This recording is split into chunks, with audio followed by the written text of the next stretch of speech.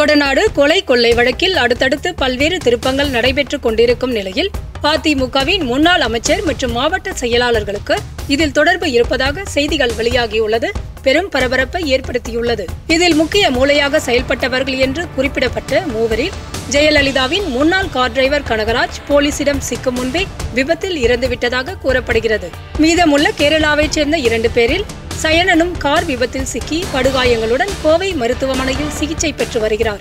அவருடன் சொந்தங்கள் யாரும் மருத்துவமனையில் தங்கி இல்லை என்று மருத்துவமனை நிர்வாகமே தெரிவித்திருப்பதும், கேரளாவில் இருந்து 2 முறை விசாரிக்க வந்த போலீசாரை முறையான ஆவணங்கள் இல்லை என்று திருப்பி அனுப்பியிருப்பதும் பெரும் மர்மமாகவே உள்ளது. இந்நிலையில் 3வது முக்கிய நபராக கருதப்பட்ட சஜீவன் கொடநாடு சம்பவத்திற்கு 2 நாள் முன்பே துபாய் சென்றுள்ளார். இதுவரை மௌனமாக இருந்த சஜீவன் நேற்று கனகராஜை மட்டுமே தனக்கு தெரியும் என்றும் மற்றவர்கள் யாரையும் எனக்கு தெரியாது என்றும் தெரிவித்துள்ளார். ஆனால் இவருக்கும் முன்னாள் அமைச்சருக்கும் நெருங்கிய தொடர்பு இருப்பதாக தெரிகிறது. கேரளாவில் பிடிப்பட்ட ஜதின்ஜாய் ஜம்சீர் அலி ஆகியோரிடம் போலீசார் நடத்திய விசாரணையில் பல திடுக்கிடும் தகவல்கள் கிடைத்துள்ளன.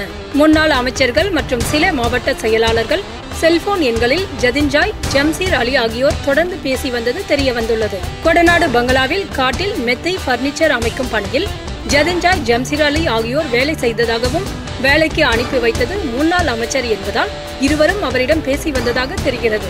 கொடநாடு கொள்ளை சம்பவத்தை முடித்துவிட்டு காரில் தப்பிக்கும் போது வயநாடு செல்லும் வழியில் கூடலூர் சோதனை சாவடியில் இக்கும்பல் சென்ற காரை போலீசார் சந்தேகத்தின் பேரில் மடக்கி விசாரித்தனர். இதில் காரில் ஆவணங்கள் எதுவும் இல்லாததால் மாட்டிக்கொண்டனர்.